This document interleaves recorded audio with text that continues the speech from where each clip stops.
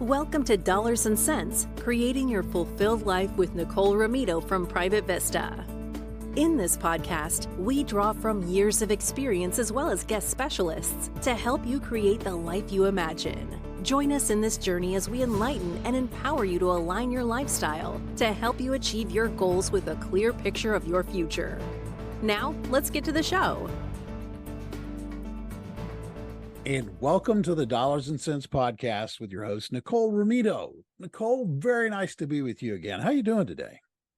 Hi, Bill. Thanks for asking. It's always good to be with you. And I'm doing great. I'm super excited about our guest that we have in studio today. It's going to be another, what I hope would be educational and fascinating conversation for our listeners. Well, you never have disappointed so far, so I can't wait to hear today's guest. Perfect.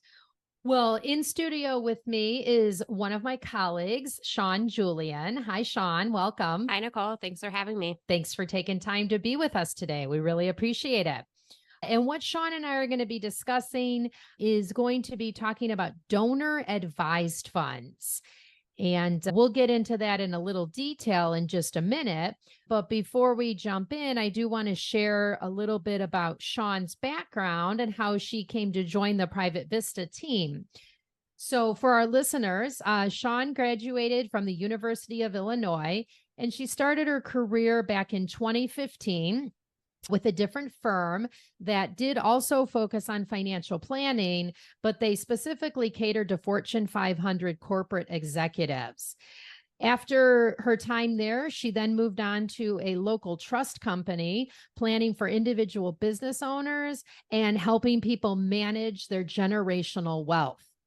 We're fortunate enough for her to join our team back in 2019, and none of us have looked back since then. Sean has brought her experience of working with the business owners and corporate executives, also helps other professionals. So all her experience transferred over very well to join our team. And she knew since she was a young tot that she always enjoyed helping others. And so she finds her career extremely rewarding by helping our clients achieve their financial goals. As many of us at Private Vista, one of the things Sean enjoys most is that she gets to educate people so they can make informed and smart choices around their wealth. So, Sean, that's a little bit about you professionally. Why don't you share for our listeners a little bit about what you and your husband, Kevin, like to do when you guys aren't working? Yeah, so I am a local Chicago native, grew up in the suburbs of Chicago, and actually will be moving up back to the suburbs very soon.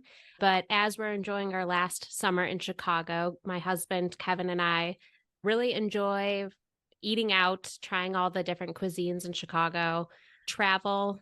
We've done everything from over in Asia to Europe, and really enjoy trying to see all the different places in the world that we can go, and also have a baby on the way come November.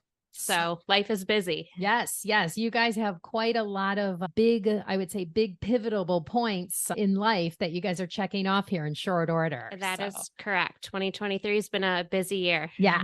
Yes, but it's been a good year. So we're super excited for what will be the newest addition to the Private Vista team. So we're excited for baby Julian to arrive. So with that, we are going to be talking about one area of legacy planning. And this is one where we're not going to be talking about perhaps passing on wealth to the next generation, but more so about one way that you can benefit the charitable organizations that you care about. So for our listeners, Sean, let's just start off with kind of the first step. We're going to talk about donor advised funds. Listeners, we may abbreviate it as a DAF. We'll try to avoid that, but just in case we do slip into jargon, that's what that means. So Sean, let's lead off. What is a donor advised fund? Yeah, I think in the simplest terms, a donor advised fund is a charitable giving vehicle. Think of it as an investment account that is specifically earmarked for charitable goals. So a lot of times clients will gift money into this investment account, and the money is specifically used for charitable giving to any 501c3 charitable organization. Okay, so that's a really one of the top key points is it does have to be an accredited or an approved 5013C organization. I know oftentimes we have clients who want and are able to help out family members, but unfortunately, you would not be able to do that charitable giving through your donor advised fund. That's correct. And I think another piece I want to add to that about what you do not want to use your funds and the donor advised fund for is sometimes your charity that you like to support is hosting a fundraiser that is selling a table, for example. And with that, you get tickets to the event as well as you may be doing an additional monetary gift. Donor advised funds, when you're using them to make gifts to charities, only can be used for monetary giving. You can't get any benefit from the gift that you are providing from your donor advised fund. So that's another key piece to remember when you're using the funds. Yeah, absolutely. Because I know many of us and many of our clients, that is a common way that we like to support the charities that we care about. Are there any other maybe common requests or common limitations that you want to share with our listeners about how those funds, which charities or how you're supporting your charity can be used? Yeah. So when you make the gift into these donor advised funds, essentially that money is no longer yours once the money is gifted into the account. So when you're making requests for the funds to be distributed, the other important thing is you're making a grant request. So it's up to a bunch of different institutions are able to help manage these funds. But ultimately, it's their decision to say, yes, is this grant approved or not? Usually the case is as long as it's a 501c3, there's really no limitations if you don't really get any economic benefit from these gifts as well. Okay, great. And is a donor advised fund, do you set this up? Well, I think you could set it up during your lifetime. You could also set it up as a testamentary or at your death, correct? That's correct. So a lot of the times people will do this in one of two ways. You will do it during your lifetime. It's used as a source of funds, either in retirement or if you want to make a large gift early on and use it over a period of time. That's one way during your life to do it. But another strategy that we see clients do is if they haven't set one up during their lifetime, you do have the ability to fund one of these at your passing. And this is a common strategy that people may use if they don't have an idea of what specific charities they want to give to at their passing, but would like it as a vehicle that maybe their heirs could use the strategy to pass on money to the causes that they believe in. Or if they want to, for example, if your parents set one up and you become kind of the grantor of this donor advised fund and have the decision of where the money goes, carry on your parents' wishes of the charities that they like to support. So it's kind of an ongoing legacy type of vehicle that you can also use even after you pass. That's an excellent point, especially being about if you're not quite sure, especially if you're doing planning earlier in your life and you're like, I don't know if this organization will be in existence or if I'll still be as strong of an advocate or supporter for it in 20, 30 years. It is nice that you have the flexibility where you don't have to designate the charity or charities that will benefit from it. Whoever is the grantor or running the fund at that time, they can decide it could be one charity, it could be multiple charities, and they too can change that from a year-to-year basis. Yeah, it definitely provides a lot of flexibility in that sense. Great. What about, we're going to pivot to our clients who have done this during their life. You talked about, it's a great way for the children upon their death to keep that legacy going. But how about we share a couple of ways we've seen our clients use it during their life? Sure. I'm going to take a step back there and add in one thing about what you can fund these vehicles with, which kind of segues into how you'd use it during your lifetime. Perfect. So these types of accounts can be funded with cash. That's the most simple way to fund these accounts. But there's some benefit in doing other types of gifts into these accounts. You're able to use appreciated securities. you're able to actually use private business interests. Again, a lot more complicated, but it's an option. So there are different ways to fund them. During your lifetime, what we see with clients is using those appreciated securities is a great way to fund these accounts because there's two benefits. When you fund these accounts during your lifetime, you get the charitable deduction when you actually make the gift into these accounts. So for round numbers, let's say you put $100,000 into this account today, you get the charitable deduction today, but over the next 5 years, you distribute those funds to the different charities. When you make the distribution from the account, that is not when you receive the charitable deduction because you got the benefit when you initially funded it. So when you use an appreciated security to fund these accounts, not only do you get the charitable deduction with the amount that you funded the account with, but any appreciation on that stock, you avoid paying any taxes on that growth. So you fund it with $100,000 or $100,000 of appreciated security that was worth when you bought it $50,000. So there's growth of that $50,000. You avoid paying that gain of $50,000 by not selling it, just goes into this account. And then when you sell it inside of the account, there's no taxes due because it's a charitable account and charities do not pay taxes. So those are kind of some of the tools that we see that people do during their lifetime. In a time that a client may want to do this is one, if they usually are using the standard deduction. So everyone is given a standard deduction, whether they file single, married filing jointly, and that amount has gone up over the previous 5 years or so. And because of some of the other adjustments with the tax code, a lot more people are taking advantage of the standard deduction rather than itemizing their deductions. So in the case of charitable giving, if you were doing some smaller gifting and now really aren't getting the benefit because you aren't itemizing your deductions, you may lump together your gifts into 1 year so you can actually itemize that year. But then you have the benefit of kind of distributing those gifts over a period of time. So clients will do that in a year that they have high income, would be a time where I see it most commonly used. Absolutely. I know we've recently worked with clients who were planning on selling their business, perhaps executives who were either exercising stock options or able to sell company stock, or maybe a long-term incentive plan is paying out. So that is kind of, I would say, the fun part of our job is working with the client to say, what are your charitable goals? And then collaborating with their CPA to figure out what's the best way to structure this from a tax perspective. Yep.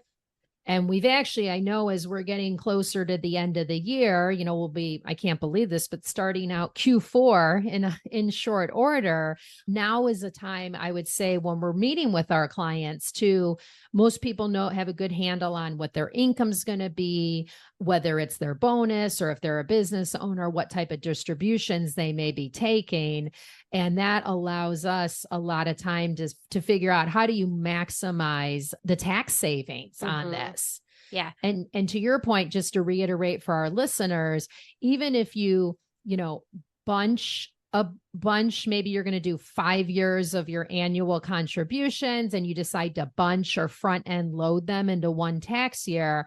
I just want to reiterate a key point Sean shared. You don't need to distribute the money in the same tax year or even all in 1 year. So if you generally give your organization $10,000 a year and you decide you're going to bunch $50,000 so you get more tax benefit, you can still write the check for the next 5 years, just as you have historically. And I think you wanted to add something to. You got it. Oh, okay. Perfect. Great minds. So we talked about, just to reiterate, really, if you're looking at this, you can really kind of stack a bunch of tax savings with this one strategy. So as Sean mentioned, if you can certainly write the check, if you will, But oftentimes we have found that people who have had excess cash, they've invested it. So it's in what we call their personal or taxable investment account, oftentimes titled to themselves or perhaps their living trust. Those are the things we want to look at to see if there's any unrealized gains, because then we can just transfer those into the donor advised fund. And instead of you selling them, paying, it could be any upwards of almost 30% all in of the capital gains taxes, federal and state of Illinois, plus some surcharges. So in Sean's example of the 50,000, you could save about 15,000 in taxes. And so instead of that going to the taxing authorities, you're getting 100% of the dollars to go to the organization you care about. So it's very detailed, a lot of moving parts. And that's why you want to look at this in the context of your overall plan. And we want to coordinate with your tax professional. That being said, another thing that we talk about, or we get questions about, I think like generally in the public, people mainly know about, a family foundation or a private foundation. So Sean, why don't you share for our listeners what is, a foundation, and then maybe compare and contrast that with the donor advised fund? Yeah, we get this question a lot because I think people use the word family foundation and they may be talking about a donor advised fund, but they're two separate entities or types of vehicles. So a private foundation is actually its own corporation. If you set up a family foundation or private foundation, you actually have to do a separate tax return. There's very strict rules that you have to follow. And when it's also a charitable giving vehicle, but it's much more formal. And another piece of it is there's a required amount of distributions that you actually have to make from a private foundation or family foundation. On an annual basis, you have to give away a minimum of 5% of the value of the foundation, and then the tax reporting that comes along with it. So a lot of the times a family foundation or private foundation is used for much, much larger charitable giving goals, but definitely is another tool out there. Is there maybe a threshold that you would see where that might be able to begin to make sense? Yeah. So I would say when you're looking at fees and the annual upkeep costs that come along with a family foundation, anywhere from gifts or total value of above 3 million is what I would say you may want to consider a family foundation. The other important piece to bring up, and some people have both. Some people have a private foundation and a donor advised fund. And the reason that some people may do this is with a donor advised fund, you can actually give gifts from your donor advised fund anonymously. With a private foundation, there's not a way to give gifts anonymously. So if someone has a larger foundation, again, everything's reported. You can look up online where these family foundation or private foundations are gifting to. With a donor advised fund, you have the ability to be a little more discreet about where your charitable giving is going, if that is one of your goals. Hey, pardon the interruption. I know you are listening to Dollars and Cents, Creating Your Fulfilled Life with Nicole Romito, and we're happy you're here. If you have any questions, please head over to myprivatevista.com or the show notes to find out how to reach us. We'd love to hear from you. Okay, great. So also too, one thing we haven't hit on yet is, and it could apply to both, but since we're focusing on donor advised funds, let's say, we do have the client who says, all right, it's going to be probably one of my top taxable income years. So let's really front end load this, or, I kind of want to juice it on the front end, if you will. How do you go about setting up the donor advised fund? And then if you're not going to use all the money, it's not kind of money in and then money coming right out. Let's walk through how you can invest that and then continue to grow your corpus or principal. Yeah. So a lot of the larger financial institutions, we work with Charles Schwab very often to set these up, have the ability to set up these types of charitable investment accounts. once they're funded, as Nicole mentioned, you have the ability to invest them. These are usually the way that we usually work with our clients is they're invested in mutual funds, exchange traded funds, very similar to how your personal investments may be set up. But we'll work with our clients to figure out what's the appropriate risk that you guys are taking with these accounts to figure out how it should be invested for your long-term goals. So again, it comes back to what your goals are with these accounts for us to figure out the appropriate asset allocation. And then we can determine the right investment mix for our clients. This is a great time to actually get these accounts set up. They're relatively straightforward to get set up, but year end gets busy. So if this is something that you're interested in doing, we highly encourage you to start working with your advisors to get these accounts set up and funded before year end. Right. And I do agree, because not only is it a busy time in our industry, but a lot of the companies, and you mentioned Charles Schwab, so the custodians, they're going to have deadlines that they have set up that will be well before December 31st, so that their back office team has enough time to process and get these going. Exactly. So I would say the sooner, the better. Always. But we are planners. With these companies, a lot of them have deadlines early December to have these accounts opened. Yes. And really with the donor advised fund, there aren't any setup costs, or you're not paying an attorney to draft the documents.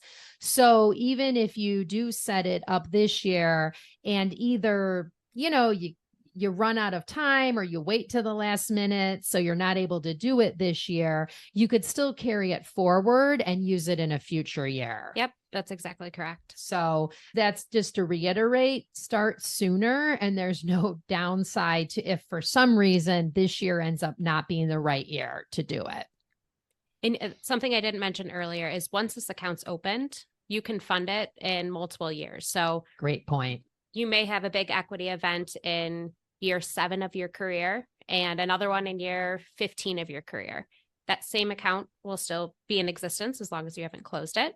And you can just add additional funds, appreciated securities, into these types of accounts. Yes, that's a great point. The other thing that was leading me to think about is, what about when you go to do the distributions? Why don't you walk through our audience? That's pretty easy and straightforward as well. Yeah. So again, a very straightforward process. Once you have identified what 501c3 organization, every donor advised fund will have kind of their different minimums. It may be $0, it may be $25. These usually aren't accounts that you want to send $10 checks from. But once you've identified the charity, you submit a grant request on behalf of the charity, and the donor advised fund takes your request and will send the check out directly to the charity. So again, very straightforward process. I would say it takes 3 to 5 days to get sent to the charity. Yes. So it really was, there's few things, in my opinion, I don't want to put words in your mouth, that the Congress gets right, but this is a really great, flexible, and straightforward way to get some income tax savings and still support the organizations that are important to you. That is exactly correct. And I think one other comment that I forgot to mention earlier that's important to remind our clients and listeners is, once you make a gift into these accounts, they are irrevocable gifts. So that's a key point. We want to be strategic and thoughtful about how much money we are funding these with, because once the money is given away, that is a charitable gift and the funds can no longer be used for your personal benefit. Yeah, that's a very key point. So there is no do-over or take back.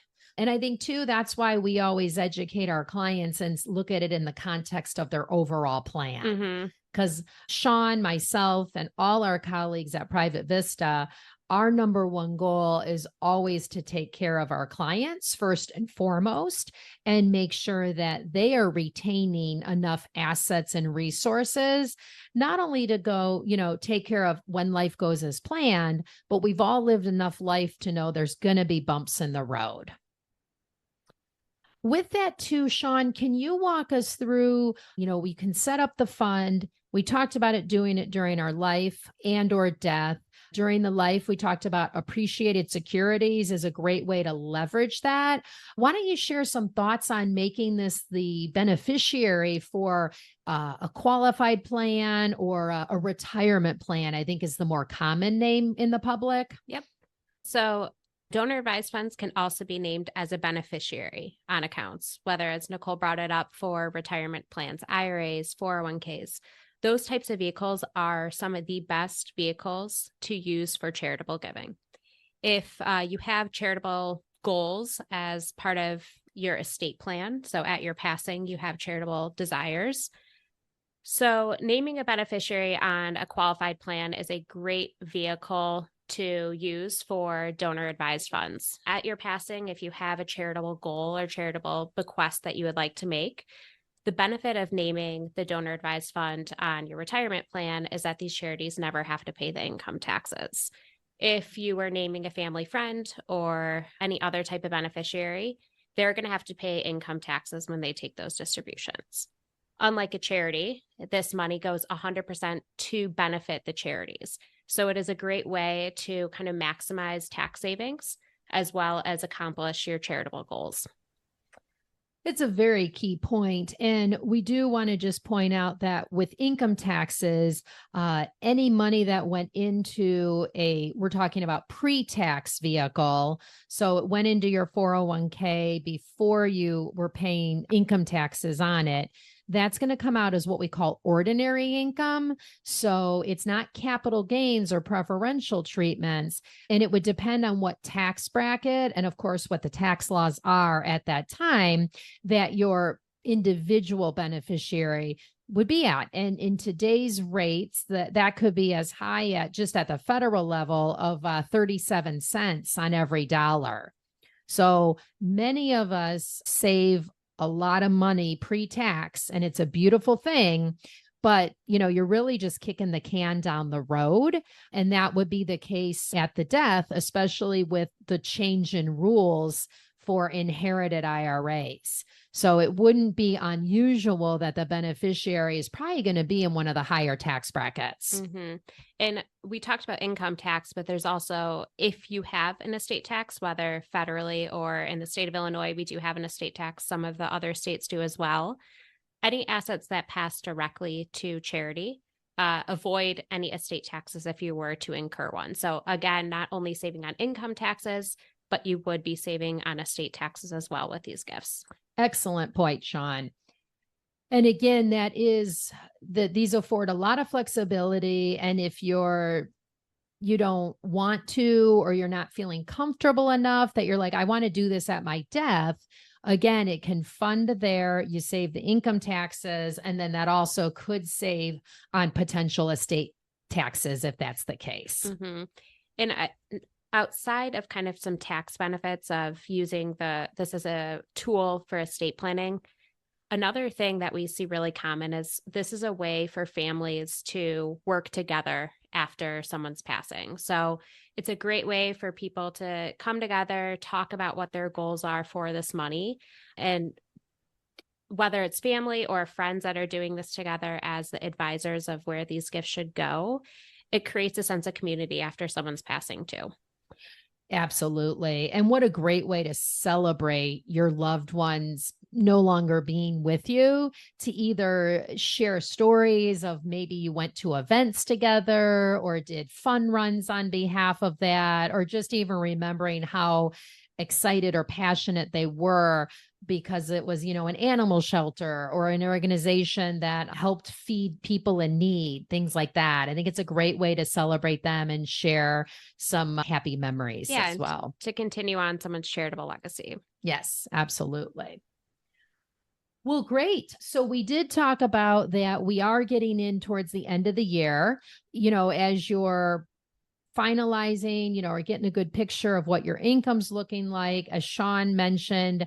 And we do want to stress, the sooner the better. This is not something you're going to be able to do if you wait till the last week of the year.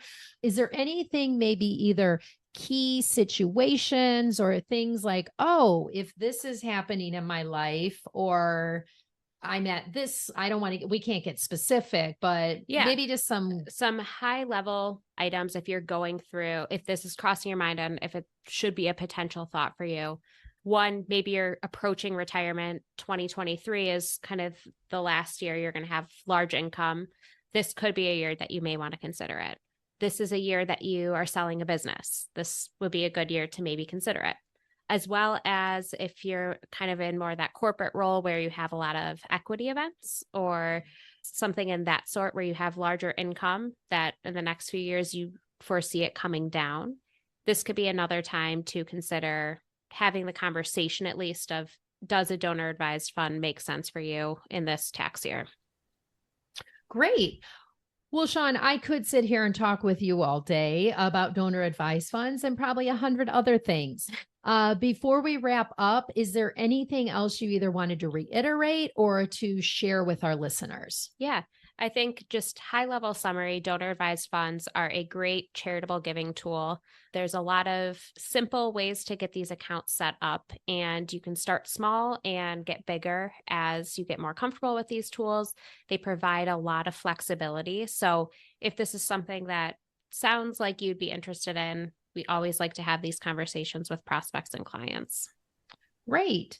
Well, as you know, since you are on the podcast committee with me, I like to wrap up each episode by asking my guest, no constraints in time, money, geographical constraints, or anything like this. Where would you want to live in the world, and why? So I've thought long and hard about this one, and I started off at the beginning of this podcast talking about my love for travel. If I could pick anywhere in the world to live, as shocking as this may sound, I don't think I would really change where I'm living today. Chicago is near and dear to my heart. I think it provides some of the best resources. We have the lake, we have a beautiful city, and most importantly to me, this is where my family is. So very close to my family, can't pack everyone up with me and take them along. So I will continue to stay in Chicago, but we'll travel the world as I see fit, but I don't picture myself living anywhere else. Love it. Love it. That is great. And so happy for you as you're starting, you and Kevin are expanding your family, that you guys are going to be able to return to the area of Chicago that you grew up. I think that's probably got to just make your heart sing. So, yep. Super happy for you guys. Well, great. Well, thank you again for sharing your time and your knowledge about donor advised funds with our listeners. I appreciate you. Thank you guys for having me. If I had a little bit of Frank Sinatra, I think I would pot up the Chicago, my kind of town at this moment. So. Yes, that would be a good closing song.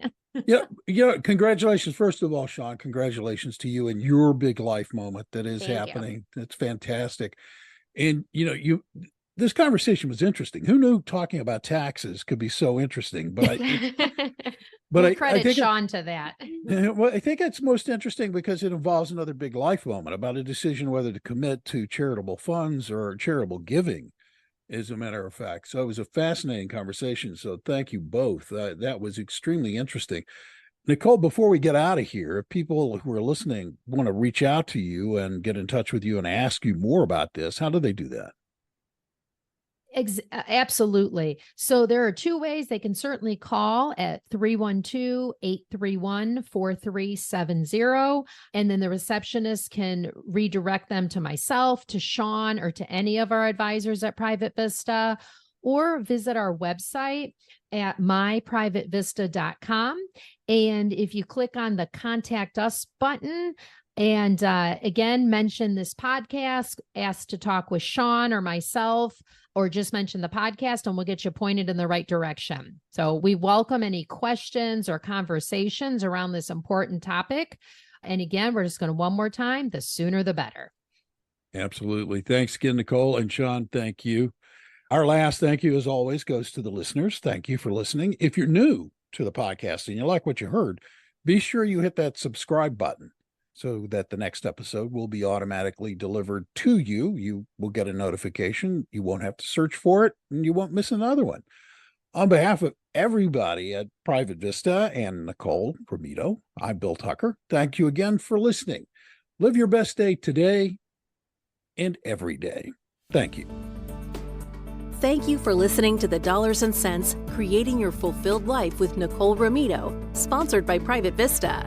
Visit our website at www.myprivatevista.com or give us a call at 312-831-4370. And don't forget to click the follow button to be notified when new episodes become available. Private Vista is a group comprised of investment professionals registered with Hightower Advisors, LLC, an SEC-registered investment advisor. Advisory services are offered through Hightower Advisors, LLC.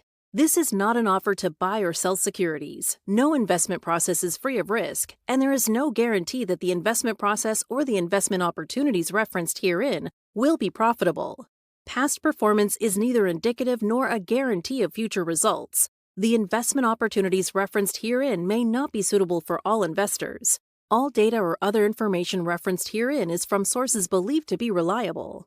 Any opinions, news, research, analyses, prices, or other data or information contained in this presentation is provided as general market commentary and does not constitute investment advice. Private Vista and Hightower Advisors, LLC, or any of its affiliates make no representations or warranties expressed or implied as to the accuracy or completeness of the information or for statements or errors or omissions, or results obtained from the use of this information.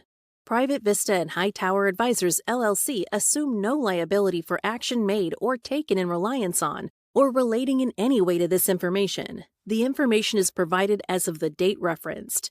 Such data and other information are subject to changes without notice. This was created for informational purposes only. The opinions expressed herein are solely those of the authors and do not represent those of Hightower Advisors, LLC, or any of its affiliates.